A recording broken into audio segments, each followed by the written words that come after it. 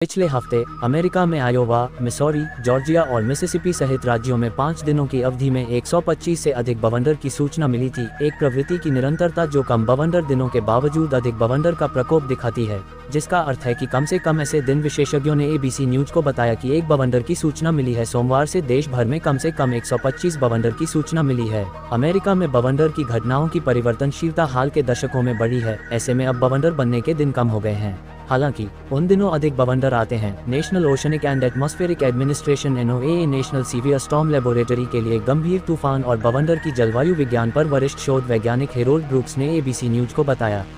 Brooks ने कहा, इसके कारण एक वर्ष के दौरान बवंडर की कुल संख्या औसतन अपरिवर्तित बनी हुई। शोधकर्ताओं ने इस बदलाव को प्रति वर्ष बवंडर के दिनों की संख्या में गिरावट के रूप में वर्णित किया है, लेकिन बवंडर के प्रकोप की संख्या में वृद्धि के रूप में वर्णित किया है। रॉबर्ट ट्रैप, इलिनॉइस विश्वविद्यालय अर्बाना शैम्पेन में वायुमंडलीय विज्ञान के प्रोफेसर और स्कूल ऑफ के निदेशक पृथ्वी, समाज और पर्यावरण ABC न्यूज को बताया। ट्रैप ने कहा, 2022 तक बवंडर का अध्ययन करने वाले एक आगामी पेपर के नए डेटा से पता चलता है कि ये विभाजित प्रवृत्ति जारी है।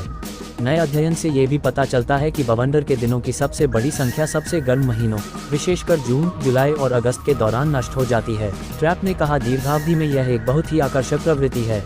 ब्रूक्स ने कहा, जलवायु परिवर्तन बवंडर के व्यवहार को प्रभावित कर सकता है। जैसे जैसे औसत वैश्विक तापमान बढ़ता है, वे मुख्य सामग्रियों में से एक प्रदान करते हैं जो बवंडर बनने की अनुमति देते हैं। ब्रूक्स ने कहा, तूफानों के लिए उपलब्ध ऊर्जा।